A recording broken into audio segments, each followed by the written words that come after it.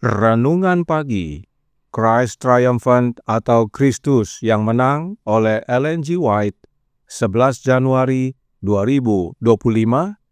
Mari kita berdoa. Bapa kami yang di sorga, Allah pencipta langit dan bumi, laut dan segala isinya, Allah yang maha besar, maha kuasa, sumber segalanya, yang kami sembah selalu melalui anak-Mu yang tunggal, Yesus Kristus. Terpujilah Yesus, anak Allah yang maha tinggi, yang adalah Tuhan atas hari Sabat bagi kami. Pada pagi hari ini kami bersyukur boleh bangun dan berbakti, dan sebagaimana membaca dan mendengarkan nasihat firman-Mu, kiranya ini menjadi pembaharuan bagi kami semua, agar menerima Kristus dalam hidup kami, dan kami tidak terjerat serta terjebak dalam tipuan-tipuan setan. Beserta kami sepanjang perbaktian ini, kehendak-Mu yang jadi. Ampun kami akan dosa dan salah, karena kami berdoa hanya dalam nama Anak Allah yang tunggal, Yesus Kristus, yang adalah Tuhan dan Juru Selamat kami. Amin. Renungan hari ini akan dibacakan oleh Saudara Eric Lai dari Malaysia. Kepada Saudara Eric, kami persilahkan. Selamat pagi dan selamat hari Sabat. Renungan kita pagi ini 11 Januari 2025 berjudul Pertentangan yang diingat kembali. Ayat inti terdapat dalam Yeskel 28 ayat 16. Engkau berbuat berdosa, maka kubuangkan engkau dari gunung Allah, dan kerup yang berjaga membinasakan engkau dari tengah batu-batu yang bercahaya. Saya sedang menulis lebih lengkap lagi buku Kemenangan Akhir yang berisi sejarah kejatuhan setan dan masuknya dosa ke dalam dunia kita. Dan saya dapat miliki pemahaman yang lebih jelas tentang pertentangan besar antara Kristus, Sang Raja Terang, dan setan, Sang Raja Kegelapan, daripada yang pernah saya miliki sebelumnya. Ketika saya melihat berbagai cara setan untuk menghancurkan orang-orang yang bersalah dan menjadikan mereka seperti dirinya pelanggar hukum suci Allah, saya berharap para malaikat Allah dapat datang ke bumi dan menyampaikan masalah ini dengan sangat penting. Kemudian saya merasa sangat prihatin terhadap jiwa-jiwa yang dengan sengaja meninggalkan terang, pengetahuan, dan ketaatan kepada hukum Allah yang kudus. Sebagaimana Adam dan Hawa mempercayai dusta setan, kamu akan menjadi seperti Allah. Demikian pula jiwa-jiwa ini berharap melalui ketidaktaatan untuk naik ke tempat yang lebih tinggi, untuk memperoleh kedudukan yang lebih baik. Saya begitu cemas sehingga sementara yang lain sedang tidur, saya menghabiskan waktu berjam-jam dalam doa agar Allah bekerja dengan kuasa yang dahsyat untuk mematahkan tipu daya yang fatal atas pikiran manusia dan menuntun mereka dalam kesederhanaan menuju salib Kalvari. Kemudian saya menenangkan diri dengan pikiran bahwa semua jiwa ini telah dibeli oleh darah Tuhan Yesus. Kita mungkin memiliki kasih bagi jiwa-jiwa ini, tetapi Kalvari bersaksi bagaimana Allah mengasihi mereka. Pekerjaan ini bukan milik kita, tetapi milik Tuhan. Kita hanyalah alat di tangannya untuk melakukan kehendak-Nya, bukan kehendak kita sendiri. Kita melihat mereka yang bersikap menentang roh kasih karunia dan gemetar untuk mereka. Kita merasa menyesal dan kecewa kerana mereka terbukti tidak setia kepada Allah dan kebenaran. Tetapi kita merasakan kesedihan yang lebih dalam saat kita memikirkan Yesus, yang telah menebus mereka dengan darah-Nya sendiri. Kita akan memberikan semua harta milik kita untuk menyelamatkan satu jiwa, tetapi kita merasa tidak dapat melakukan ini. Kita akan memberikan hidup itu sendiri untuk menyelamatkan satu jiwa menuju kehidupan kekal, tetapi bahkan pengorbanan ini tidak akan menyelesaikan pekerjaan. Satu pengorbanan besar telah dilakukan dalam kehidupan, misi dan kematian Yesus Kristus.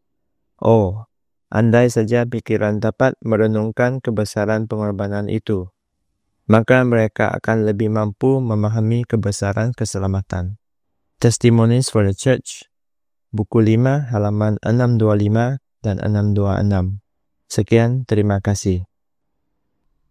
Terima kasih atas penata layanan Saudara Erik. Tuhan Yesus memberkati. Selamat pagi saudaraku dalam Tuhan. Selamat Sabat.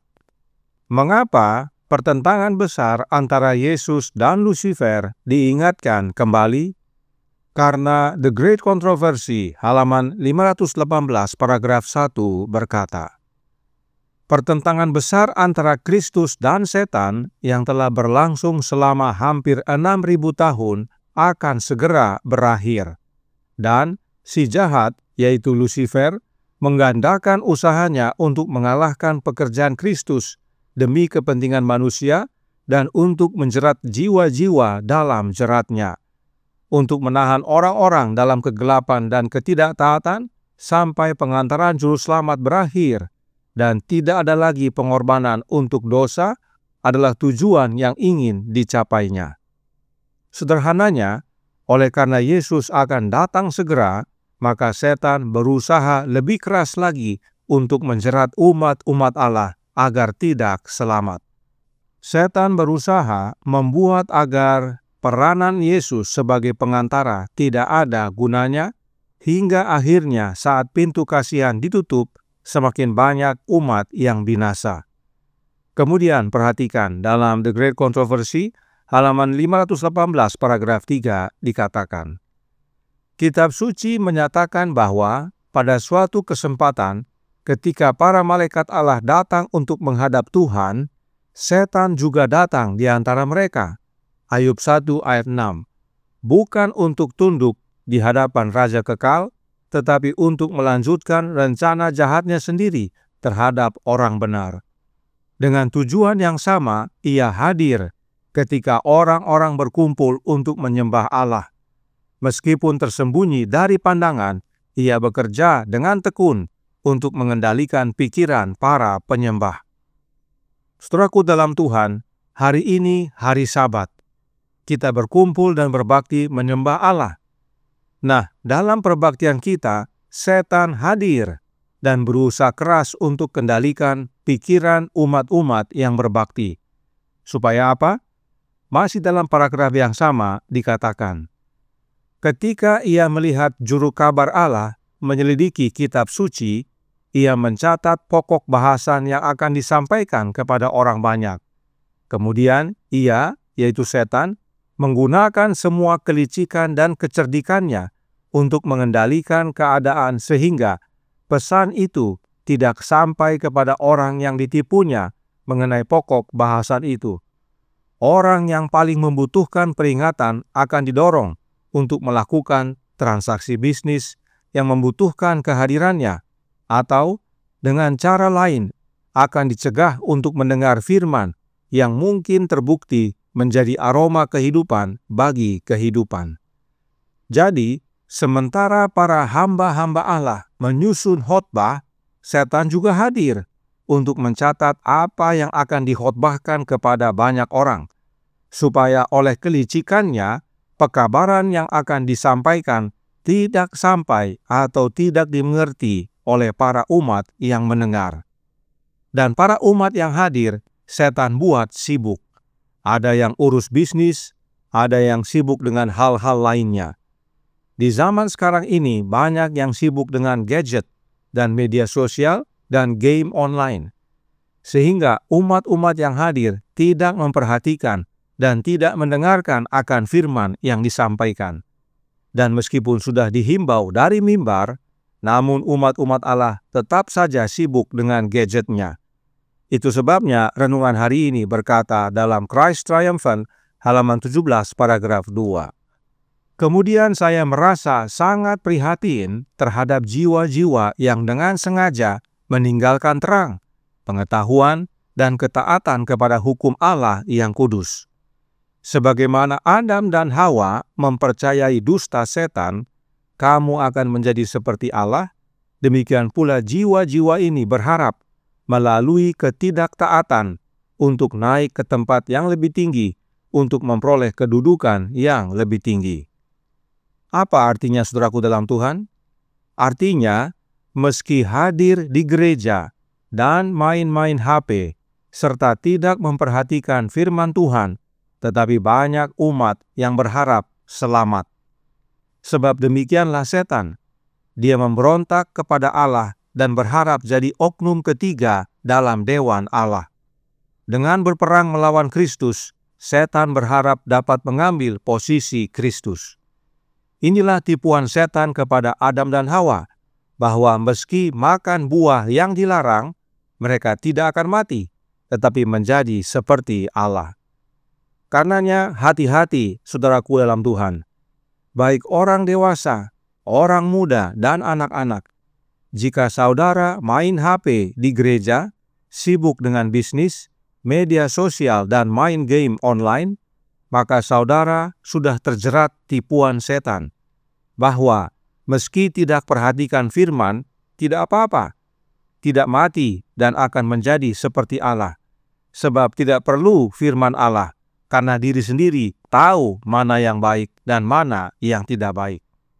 Selanjutnya, The Great Controversy halaman 519 paragraf 2. Setan tahu betul bahwa semua orang yang dapat dituntunnya untuk mengabaikan doa dan menyelidiki kitab suci akan dikalahkan oleh serangannya. Karena itu, ia menciptakan setiap cara yang mungkin untuk memikat pikiran.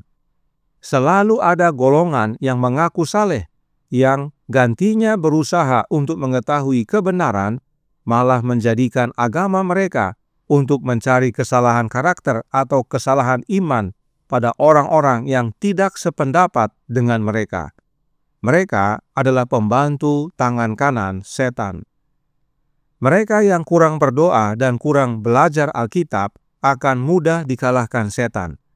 Dan bagi mereka yang mengaku beragama tetapi tidak menyelidiki kebenaran akan menjadi tangan kanan setan.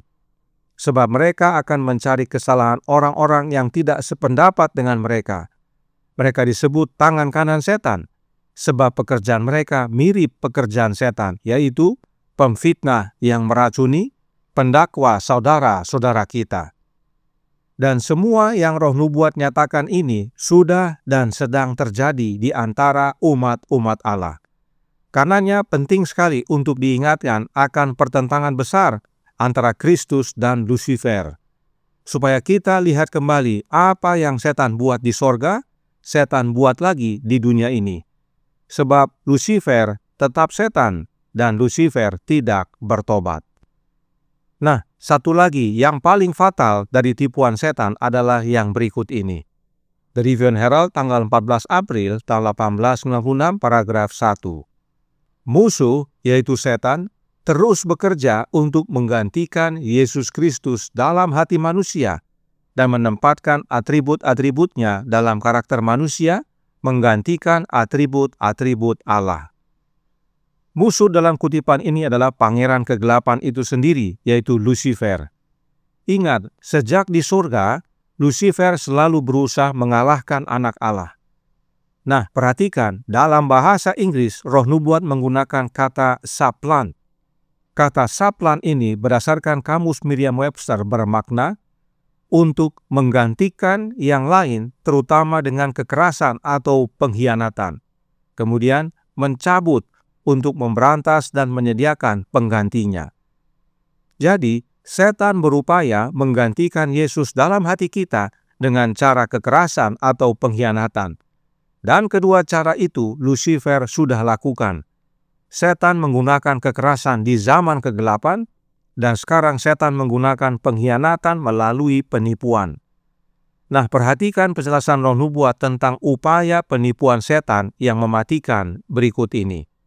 The Review and Herald tanggal 26 Agustus tahun 1890 paragraf 10.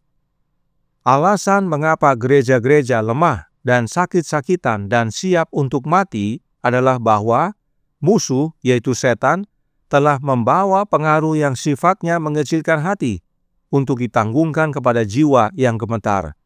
Dia, yaitu setan, telah berusaha untuk menutup pandangan mereka dari Yesus sebagai penghibur, sebagai yang menegur, yang memperingatkan, yang menasihati mereka dengan mengatakan, inilah jalan, berjalanlah di dalamnya. Inilah upaya setan agar banyak umat Allah akan binasa. Setan tutupi bahwa Yesuslah penghibur kita. Dan cara setan menutup adalah dengan mengatakan bahwa sang penghibur itu bukan Yesus, tetapi oknum lain. Dan ini membuat umat Allah jadi lemah, sakit-sakitan, dan siap untuk mati. Jadi, kalau ada orang yang mengajarkan bahwa penghibur itu bukan Yesus, maka ajaran itu dari setan. Dan doktrin Trinitas di dalam gereja Advent yang sekarang ini mengajarkan bahwa penghibur itu bukan Yesus. Padahal Roh Nubuat berkata dalam suratnya nomor 103 tahun 1898 paragraf 15 yang berbunyi, Kristus datang sebagai penghibur bagi semua yang percaya. Percayakah saudara bahwa Yesus sang penghibur kita? Kami percaya. Karenanya ingat saudaraku dalam Tuhan. The Review and Herald tanggal 14 April tahun 1896 paragraf 1 menyatakan, pertentangan besar antara pangeran terang dan pangeran kegelapan tidak berkurang satu titik pun keganasannya seiring berjalannya waktu. Konflik sengit antara terang dan gelap, antara kesalahan dan kebenaran semakin mendalam intensitasnya. Karenanya, pertentangan ini harus diingatkan kembali agar banyak umat-umat Allah bertobat dan kembali kepada Yesus. Sebab hanya di dalam Yesus kita dapat menang melawan segala tipuan setan. Tuhan memberkati, saya bawa dalam nama Yesus. Amin. Mari kita berdoa. Bapa kami yang di sorga, Allah pencipta langit dan bumi, laut dan segala isinya, Allah yang maha besar, maha kuasa, sumber segalanya, yang kami sembah selalu melalui anak-Mu yang tunggal, Yesus Kristus. Terima kasih atas amaran pada pagi hari ini. Pertentangan besar antara Kristus dan Lucifer diingatkan kembali, supaya kami umat-umat Allah yang saat ini banyak terjerat oleh jebakan-jebakannya, boleh bertobat dan kembali kepada Yesus. Karenanya tolong kami ya Bapa, karuniakanlah roh anak-Mu dalam hidup ini, dan biarlah kami semua yang percaya menerima Kristus dalam hati, sehingga kami tinggal dalam Dia dan Dia dalam kami, maka kami pun menjadi pemenang sebagaimana Kristus menang. Dan saat Yesus datang kedua kali nanti, kami boleh menerima keselamatan. Beserta kami sepanjang hari ini kehendak-Mu yang jadi, ampun kami akan dosa dan salah, karena kami berdoa hanya dalam nama Anak Allah yang tunggal, Yesus Kristus, yang adalah Tuhan dan Juru Selamat kami. Amin.